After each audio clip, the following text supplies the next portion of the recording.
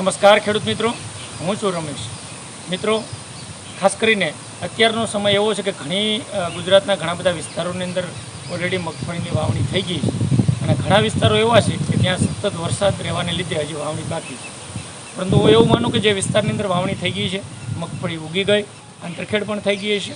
હવે એ ખેડૂત મિત્રોએ ખાસ કરીને ક્યાં ક્યાં પગલાઓ ભરવાના છે અને જેને વાવણી બાકી છે એ પણ હજી મગફળીની જુદી જુદી જાતો વાવવાના હોય તો આવતા દિવસોની અંદર કેવા પ્રકારના પગલાઓ ભરી શકાય અને આપણે કેમ મહત્તમ ઉત્પાદન લઈ શકીએ, એકમ વિસ્તાર દીઠ સારામાં સારું અને ગુણવત્તાવાળું વધુ ઉત્પાદન કેમ લઈ શકીએ, એના માટેનું સૌથી મહત્ત્વનું હું માનું પરિબળ હોય તો એ પોષણ વ્યવસ્થાપન છે. અને પોષણની અંદર અત્યારની પરિસ્થિતિમાં ગુજરાતના ઘણા ખરા વિસ્તારોની અંદર સૌથી મોટી સમસ્યા એટલે મગફળી પીળી પડવાની સમસ્યા. મગફળી પીળી પડે, સફેદ થાય, વૃદ્ધિ અને વિકાસ નથી થતો, પોષક તત્વોની ખામીઓ છે. તો આના માટેની સંપૂર્ણ માહિતી આપણે આ વિડીયોની અંદર મેળવવાની છે. તો મિત્રો, ખાસ કરીને જે મિત્રો નવા જોડાયેલા હોય, પહેલી વખત મારી આ યુટ્યુબ ચેનલની અંદર જોડાતા હોય એ મિત્રોને ખાસ વિનંતી છે કે આપ સાઇડની અંદર જોઈ શકો છો કે આ કૃષિ માહિતી રમેશ રાઠોડ નામની યુટ્યુબ ચેનલને આપ સબસ્ક્રાઈબ કરી લેજો.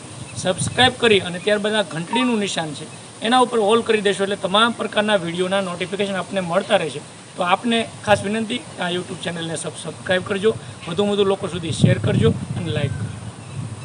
મિત્રો, ખાસ કરીને મગફળીની વાત કરવામાં આવે તો મગફળીનું જે ઉત્પાદન જો લેવું હોય તો વૈજ્ઞાનિક આંકડા એવું કે 1 ટન ડોડવા અને 2 ટન એનો ચારો ઉત્પાદન લેવા માટે કુલ જે પોષક તત્વો છે એ જે પોષક તત્વો આની આવશ્યકતા છે એમાં 63 kilogram nitrogen, 11 kilogram phosphorus, 46 kilogram potassium, 27 kilogram calcium અને 14 કિલોગ્રામ મેગ્નેશિયમ, આ મુખ્ય તત્વો એને જોઈએ ત્યારે એ 1 ટન ડોડવા અને 2 ટન ચારાનું ઉત્પાદન આપે.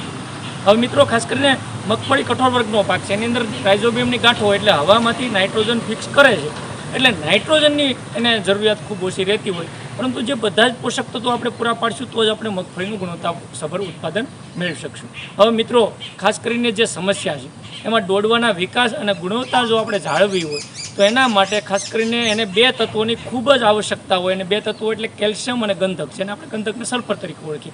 તો કેલ્શિયમ અને સલ્ફર તત્વો એને પૂરતા આપણે આપવા જોઈએ. અને ખાસ કરીને એના માટે આપણે ભલામણ કરતા હોઈએ કે જીપ્સમ છે એ 250 કિલોગ્રામ પ્રતિ હેક્ટર એટલે કે 100 ગુઠા દીઠ જો આપવામાં આવે તો આની આપણે પૂર્તિ કરી શકીએ. બીજું, ખાસ કરીને મગફળીની અંદર જે મુખ્ય સમસ્યા છે પીળી પડવાની, તો આજે હું તમને ચોક્કસથી એક વૈજ્ઞાનિક અભિગમ સાથે વાત કરીશ કે મગફળી પીળી પડે તો એમાં કઈ પ્રકારે આપણે 2 જે પોષક તત્વો મુખ્ય એની ખામી હોય કઈ રીતના ઓળખી શકીએ, તો એને માટે ખાસ કરીને કઈ રીતના આપણે એની સારવાર કરવી જોઈએ. તો મિત્રો, મગફળી જે અત્યારની સમયમાં ખાસ કરીને પીળી પડવામાં ઘણા બધા કારણો છે. ઘણી જગ્યાએ સતત પાક આપણે લેતા હોય એટલે સતત પિત્તવાળો રહેતો હોય તો પણ મગફળી પીળી પડે. ચોમાસાની અંદર સતત અઠવાડિયું 10 દિવસ સુધી વરસાદ રહે, પાણી ભરાઈ રહેતું હોય તો પણ પીળી પડે. ખાસ કરીને પોષક તત્વોની જો ખામીની વાત કરીએ તો 2 પોષક તત્વો છે. એની અંદર પહેલું જે લોહ તત્વ જેને આયન કહેવામાં આવે, એફી, એટલે આ લોહ તત્વની ખામી હોય તો મગફળી પીળી પડે. બીજું ગંધક એટલે કે સલ્ફરની ખામી હોય તો મગફળી પીળીને સફેદ થાય. પરંતુ એને ચોક્કસ પ્રકારે આપણે કારણ જાણવું પહેલાં ખૂબ જરૂર છે અને ત્યારબાદ જ પગલાં ભરવા જોઈએ. મેં જેમ કીધું એમ સતત પિત્તવાળોને પાણી ભરાઈ રહેતું હોય એના કારણે જો પીળી પડી હોય તો એના માટે ખાસ કરીને અત્યારે 16 ગુઠાના વીઘા દીઠ 15 થી 20 કિલો એમોનિયમ સલ્ફેટ ખાતર આપણે આપી દેવું જોઈએ પૂરતી ખાતર તરીકે. તો આ એક પ્રશ્ન આપણો સોલ્વ થઈ જાય.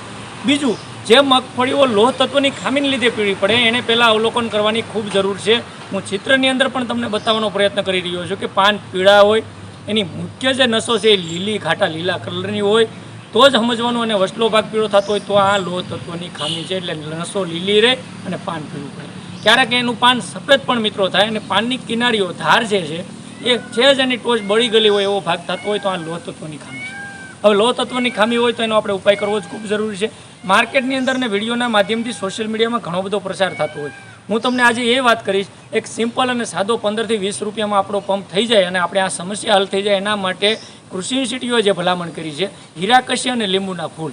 મિત્રો, ફરીવાર સાંભળી લેજો.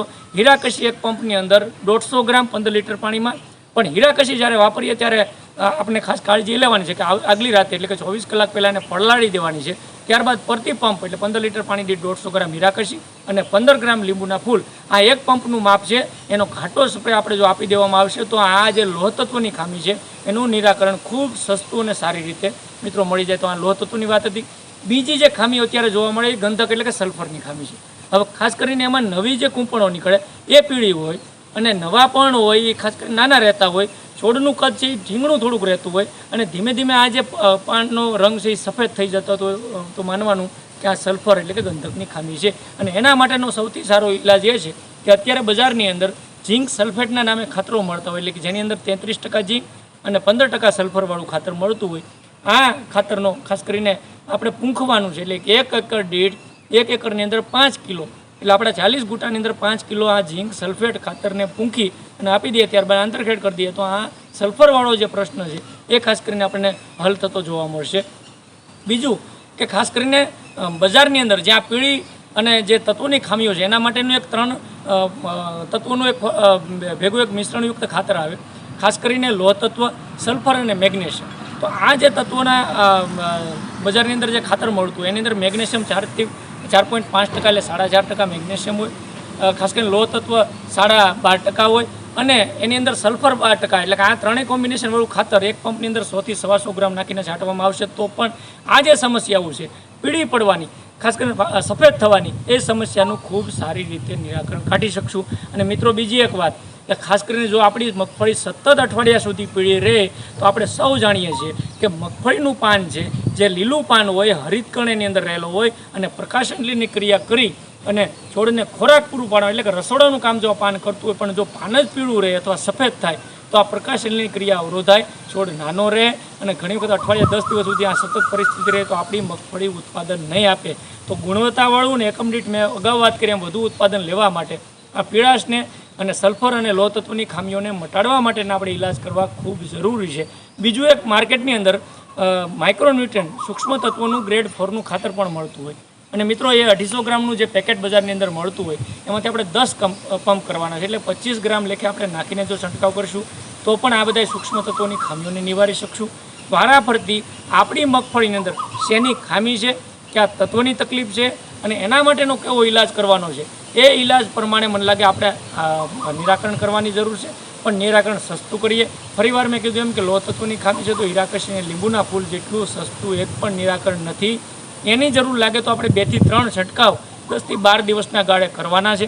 પરંતુ હંમેશા જ્યારે પણ કોઈ પણ ખાતર અથવા સૂક્ષ્મ તત્વો આપીએ તો જમીનમાં ભેજવો ખૂબ જરૂરી છે અને આ તત્વોની જ્યારે તમે પૂર્તિ કરશો પાક અને પાકની તંદુરસ્તી સારી થશે. પાકની અંદર જે આપણે વાત કરીએ એમ પ્રકાશની ક્રિયાની ખૂબ શરૂઆત થશે તો આપણો પાક તંદુરસ્ત, સારો અને ગુણવત્તાવાળું ઉત્પાદન આપવા માટે સક્ષમ બનશે. ત્યારબાદ બીજી એક મહત્ત્વની વાત કે જમીનની અંદર ઘણી વખત પોષક તત્વો લઈ નથી શકતો છોડ, તો જ્યારે આ સતત પાણી ભરાઈ રહેતું હોય, ઓક્સિજનની અવરજવર ન થાય તો એના માટે આંતરખેડ કરી મેં કીધું એમોનિયમ સલ્ફેટ જેવા ખાતરો આપી અને ત્યારબાદ જે સૂક્ષ્મ તત્વોના ખાતરો આપશું અને એના માટે જે ખાસ કરીને મૂળના વિકાસ માટેની એક ખૂબ સારી જેને ફૂગ કહી શકાય એ માઇક્રોરાઇઝા આપવાથી આપણા મૂળનો વિકાસ સારો થશે. મૂળ જે ખાસ કરીને એની એક્ટિવિટી છે વધારશે, છોડની અંદર ખોરાકની અવરજવર વધશે એટલે છોડ તંદુરસ્ત અને ઉત્પાદન આપવા માટે સક્ષમ બનશે. તો મિત્રો ખાસ કરીને મગફળીની અંદરની જે મને લાગે સમસ્યા છે અથવા જે સમસ્યા આવતા દિવસોમાં આવવાની શક્યતાઓ છે એના માટેના ખેડૂત મિત્રો આપણે અવલોકન કરી આપણા ખેતરની અંદર આપણા પાકનું જોઈ અને એ પ્રમાણેના જ નિયંત્રણના પગલાં ભરજો. ઘણી વખત કોઈ તત્વની ખામી બીજી હોય, આપણે નિયંત્રણ એનું અલગ રીતે કરતા હોય, પછી પરિણામો નથી મળતા. એના બાદ આપણે ઘણી વખત ફરિયાદો, ઘણી વખત ખેડૂતોના મને પણ ઇન્ક્વાયરી અથવા ફોન આવતા હોય કે આ પ્રકારનું ઉપયોગ કરી લીધો, પીળી તો એના માટે કોઈ ફૂગનાશક દવાનો છંટકાવ કર્યો, પાનની કિનારી દાજતી તો એના માટે બીજી કોઈ જંતુનાશક દવાનો. તો એ બધા નિરાકરણના પગલાં ભરતા પહેલાં પોતે એક સક્ષમ એક મિત્ર ખેડૂત તરીકે આપણે પોતાના અવલોકન કરીએ. તમને તમારી નજીકના જે પણ આપણા ગવર્મેન્ટ સેન્ટરો છે, સરકારશ્રી દ્વારા આના માટેની ખાસ યુનિવર્સિટીઓ, KVK, ઘણા બધા ડિપાર્ટમેન્ટો, ઘણી બધી એના માટે ટીમો કામ કરી રહી છે, એની સલાહ લઈ અને ત્યારબાદ જ આ બધા નિરાકરણના પગલાં ભરશું તો આપણે ખાસ કરીને ખેતી ખર્ચ ઘટાડી શકશું અને એના માટેનો સારો ઇલાજ પણ કરી શકશું. મિત્રો આ વાત હતી કેમિકલ ખેતી કરતા ખેડૂતો. થોડીક એક નાનકડી એવી વાત પ્રાકૃતિક જે મિત્રો કરે છે, જે કોઈ પ્રકારનું કેમિકલ બજારમાંથી લાવીને નથી છંટકાવ કરતા, એના માટે ખાસ કરીને ખાટી છાશ અને ગૌમૂત્ર મને લાગે છે, અથવા ગૌમૂત્રની જગ્યાએ જીવામૃત પણ મિત્રો વાપરી શકે. જીવામૃત 1 લીટર અને ખાસ કરીને ખાટી છાશ 1.5 લીટર આ મિશ્રણ કરી અને આ સમસ્યા જે પીળાશની સમસ્યા છે એના માટે જો એ ખેડૂત મિત્રો ઉપયોગ કરશે તો એ ખૂબ સારું નિયંત્રણ મારી દ્રષ્ટિએ પ્રેક્ટિકલી જે મિત્રો ખેડૂતો ખેતી કરે છે એના માટે આ જીવામૃત અને ખાટી છાશ એનું કોમ્બિનેશન કરીને પણ ઉપયોગી થઈ શકે અને એનો ઉપયોગ મિત્રો આપણે કરી શકીએ. તો મને લાગે કે આ જે મગફળીની અંદરની સમસ્યાઓ છે અને મગફળીની અંદર જે ખાસ કરીને પીળાશની કે સફેદ થવાની સમસ્યાઓ, ગંધકની ખામી, લોહ તત્વની ખામી, એ ખામીઓને આપણે નિવારી શકશું. મગફળી ફરી એકવાર કહું છું કે ગુણવત્તાવાળું સારું ઉત્પાદન લેવા માટે શરૂઆતનું સ્ટેજ ખૂબ અગત્યનું હોય. 1-1.5 મહિના સુધી આપણે જે સારવાર કરવાની, નાના બાળકની જેમ આપણી મગફળીને જે સારવાર કરવાની છે એ સારવારમાં ક્યાંય ચૂક ન રહી જાય, ખર્ચ ઓછો થાય અને સારું ઉત્પાદન લઈ શકાય. એના માટેના વૈજ્ઞાનિક અભિગમવાળી મેં તમને વાતો કરી. મને લાગે છે મિત્રો કે આમાંથી ઘણી બધી વસ્તુઓ તમને જે લાગુ પડે એ વસ્તુઓને તમે લઈ અને ખાસ કરીને ઉપયોગ કરશો તો ચોક્કસથી એનો ફાયદો મળશે. અને મેં એક ખાસ નાનકડી એવી વાત કરી હતી કે હવેનો સમય છે કે એને જે સૂક્ષ્મ તત્વોની ખામીઓ છે એમાં ખાસ કરીને સલ્ફર ખૂબ અગત્યનું તત્વ મગફળી માટે ગણી શકાય, કારણ કે તેલીબિયા વર્ગનો પાક છે. તો તેલની ટકાવારી, એનો ઉતારો વધારવા માટે ખાસ કરીને ફૂગજન્ય રોગોની સામે પણ સલ્ફરનું ખૂબ સારું કામ છે. તો આ સલ્ફરનો એટલે કે ગંધકનો ઉપયોગ આવતા દિવસોમાં આપણે મિત્રો તેલીબિયા વર્ગના પાકોમાં કરવો પડશે. જો ન કરતા હોય, જે ખેડૂત મિત્રો નથી વાપરતા, એના માટે ખાસ ખૂબ અગત્યની વાત હતી કે એણે આવતા દિવસોની અંદર સલ્ફર વાપરવાનું છે. ઘણી વખત આપણે ખાતરોની શરૂઆતમાં ભલામણ કરી હતી જ્યારે પાયાની અંદર, તો એની અંદર ammonium sulphate, single super phosphate કે જે સલ્ફર પણ એની અંદર તત્વો આવે એવા ખાતરોની પણ ભલામણ કરી હતી. પરંતુ એ પાયાની વાત હતી. હવે પછીનો સમય છે કે મગફળીને આપણે 1 મહિનો કે 1.25 મહિનાની મગફળી માટેની આ જે પીળાશની સમસ્યા અને સસ્તી રીતે મેં કીધું એમ 15 રૂપિયાના પંપની અંદર કેમ એનું નિરાકરણ થાય એની મેં આ સવિસ્તાર વાત કરી. આ વિડીયો મિત્રો તમારા માટે ખૂબ ઉપયોગી થશે. મિત્રો આ વિડીયોને વધુ લાઇક કરી વધુ શેર કરજો, બીજા લોકો સુધી પહોંચાડજો કે સાચી વાત, વૈજ્ઞાનિક અભિગમવાળી વાત અને એનો ખર્ચ ઘટી અને સસ્તી રીતે આપણે કેમ એના નિરાકરણના પગલાઓ ભરી શકીએ, ખોટી રીતે ખેડૂત છેતરાય નહીં, એના માટેના સતત આ યુટ્યુબના ચેનલના માધ્યમથી હું પ્રયાસ કરું છું. મને આશા છે કે જે મિત્રોએ આ ચેનલ સબસ્ક્રાઈબ નહીં કરી હોય સબસ્ક્રાઈબ કરી લેજો, વધુ લોકો સુધી પણ આ ફેલાવજો, જેથી કરીને આપણે એક મોટો સમૂહ બનાવી અને સારી ખેતીની જે પદ્ધતિઓ છે, સારા ખેડૂતો સાથેની મુલાકાતો છે એ અવારનવાર હું તમને આપવાનો પ્રયત્ન કરીશ. બસ મિત્રો, આજના વિડીયોમાં આટલું જ. આપણે છેલ્લે સુધી આ વિડીયો નિહાળ્યો એ બદલ આપનો ખૂબ ખૂબ આભાર. ફરી પાછા એક નવા વિષય સાથે, એક નવા ટેકનિકલ વાત સાથે મળીશું. ત્યાં સુધી રજા આપશો. આભાર, ધન્યવાદ.